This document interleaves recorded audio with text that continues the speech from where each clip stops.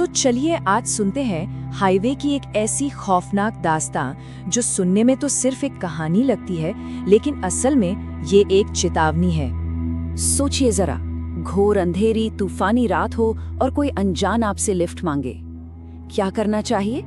ये सवाल ना इंसानियत और खौफ के बीच खड़ा कर देता है। और हमारी कहानी की शुरुआत भी बस ऐसे ही एक फैसले से होती है। तो चलिए शुरू करते हैं ये सफर, एक ऐसी अंधेरी रात का सफर जहां खामोशी भी चीखने लगती है।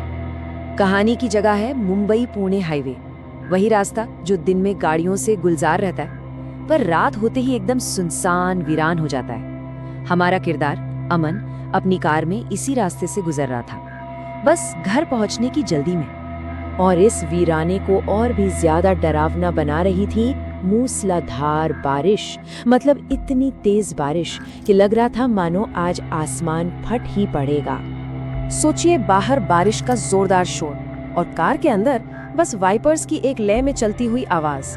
इसके अलावा पिन ड्रॉप साइलेंस, एक अजीब सा बेचैन कर देने वाला सन्नाटा। और तभी उस खामोशी को चीरता हुआ कहानी में आता है एक नया मोड़, एक अनजाना मुसाफिर। तभी अचानक कार की हेडलाइट्स की तेज रोशनी में अमन को एक साया नजर आया। काले रेनकोट में लिपटा एक आदमी जो भीगते हुए लिफ्ट मांग रहा था। अमन ने एक पल सोचा और फिर इंसानियत के नाते उसने कार रोकी दी। वो अजनबी बिना एक शब्द कहे सीधा पिछली सीट का दरवाजा खोलकर बैठ गया। अमन ने पूछा भी, भाई साहब कहाँ जाना है? पर कोई जवाब नहीं। ये पहली चीज थी जो अमन को थोड़ी अजीब लगी। अब कार के अंदर की खामोशी को सिर्फ एक ही आवाज तोड़ रही थी, उसके रेनकोट से टपकते पानी की, टप टप टप, जैसे आने वाले खौफ की घड़ी टिक टिक कर रही हो। तो अब कहानी उस मोड़ पर आ जाती है जहां अमन का हल्का सा शक अब गहरे डर में बदलने वाला था। आखिर पिछली सीट पर ऐसा क्या राज था? देखिए, पहले तो करीब 10 मिनट तक कोई कुछ नहीं बोला। फिर अमन को अचानक कार में बहुत तेज ठंड लगने लगी। अजीब बात यह थी कि एसी तो बंद था और इसके तुरंत बाद कार में एक अजीब सी सड़ी हुई बदबू फैलनी शुरू हो गई। अब अमन की हिम्मत जवाब देने लगी थी। उसने कांपते हुए रियर व्यू मिरर में पीछे देखने की हिम्मत जुटाई और जो नजारा उसने देखा उसे देखकर उसका खून जम गया।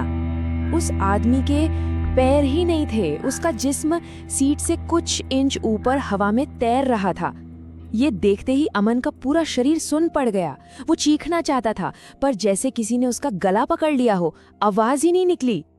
और तभी उस खामोशी को तोड़ते हुए पीछे से एक भारी घिसटती हुई आवाज आई। ये पहली बार था जब उस चीज ने कुछ बोला था और उसके शब्द अमन के सर पर हथौड़े की तरह लगे। उसने कहा, तुमने वो बोर्ड नहीं पढ़ा? वही बोर्ड जो कुछ किलोमीटर पहले लगा था, जिस पर साफ साफ लिखा था, सावधान, आगे शमशान घाट है, अपनी गाड़ी न रोकें। अब अमन के दिमाग में सारी कड़ियां जुड़ रही थीं। अमन ने घबराकर फिर से आईने में देखा और एक सेकंड के लिए उसकी सांस में सांस आई। पीछे वाली सीट खाली थी, वो जा चुका था। पर ये राहत बस एक पल की थी, क्योंकि वो अब पीछे नहीं बल्कि अमन के ठीक बगल वाली सीट पर बैठा था। और इस बार उसका असली खौफनाक चेहरा सामने था। रेनकोट नहीं था, उसका चेहरा बुरी तरह से जला हुआ था। आंखों की जगह बस 2 गहरे काले गड्ढे थे और वो अमन को देखकर मुस्कुरा रहा था। फिर वो अपने उसी भयानक आवाज में बोला, मैं 10 साल से इसी बारिश का इंतजार कर रहा था अमन। अपना नाम सुनते ही अमन का दिमाग सुन्न हो गया। उसने चीखते हुए स्टीयरिंग व्हील घुमाया और कार सीधे एक पेड़ से जा टकराई। तो अब चलते हैं उस भयानक रात के बाद की सुबह की ओर, क्योंकि कहानी का सबसे ज्यादा हैरान करने वाला हिस्सा अब शुरू होता है। अगली सुबह पुलिस को हाईवे के किनारे वो टूटी फूटी कार मिलती है। ड्राइवर अमन मर चुका था। पहली नजर में ये बस एक और रोड एक्सीडेंट का केस लग रहा था, लेकिन जैसे जैसे जांच आगे बढ़ी कुछ ऐसे सवाल सामने आए जिनका किसी के पास कोई जवाब नहीं था। और यही सवाल हैं जो इसे एक मामूली हादसे से कहीं ज्यादा खौफनाक बनाते हैं। पुलिस रिपोर्ट में जो बातें सामने आईं वो होश उड़ा देने वाली थी। पहली, अमन की मौत एक्सीडेंट से नहीं बल्कि गला घोटने से हुई थी। उसके गले पर जली हुई उंगलियों के निशान थे। पर सबसे अजीब बात, कार की पिछली सीट और सामने वाली पैसेंजर सीट एकदम सूखी थी, बिल्कुल सूखी, जबकि बाहर पूरी रात तूफानी बारिश हुई थी।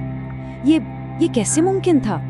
और एक आखिरी चीज, जब पुलिस ने कार की जांच पूरी की तो उन्होंने पाया कि कार का रेडियो अब भी चल रहा था और उसमें एक ही लाइन बार बार दोहराई जा रही थी, सफर अभी शुरू हुआ है। ये बात हमें एक सवाल के साथ छोड़ जाती है, क्या अमन का सफर खत्म हुआ था या किसी और का बस अभी शुरू ही हुआ है?